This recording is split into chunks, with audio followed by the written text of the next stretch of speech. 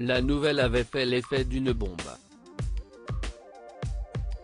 Le 5 décembre 2017, la France apprenait, démunie, le décès de l'une de ses figures musicales, Johnny Hallyday. Révélé en 1960 par le titre Souvenir, extrait de son deuxième disque, le taulier est décédé dans sa demeure de Marne-la-Coquette des suites d'un cancer du poumon foudroyant, dont il avait révélé souffrir seulement quelques mois plus tôt, en mars 2017.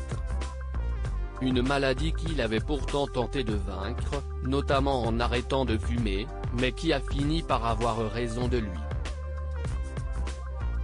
Et pour cause, le chanteur a été un grand fumeur toute sa vie.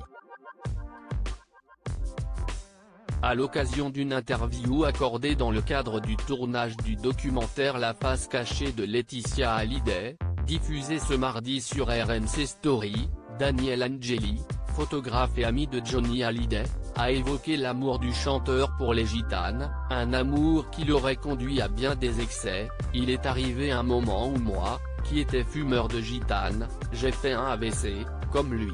On fumait une cartouche par jour, quoi, a révélé le roi des paparazzis, aujourd'hui âgé de 77 ans. Imaginez, quand on s'est retrouvé en Chine où on ne vend pas de brune. Il a fait affréter un avion pour amener des cigarettes. Sans Laetitia, il aurait fini gras comme Elvis selon Benjamin Locoge, grand reporter à Paris Match. L'arrivée de Laetitia dans la vie de Johnny, en 1995, est la seule raison ayant permis au taulier de ne pas succomber à une mort précoce. S'il n'avait pas rencontré Laetitia, il serait mort plus tôt, il se serait flingué un soir de beuverie, il aurait pris une bagnole et il aurait fini dans le mur. Gras comme Elvis. Elle lui a rendu la vie plus douce et plus jolie, conclut le journaliste. La face cachée de Laetitia Hallyday sera diffusée ce mardi 25 mai à partir de 21h05 sur RMC Story.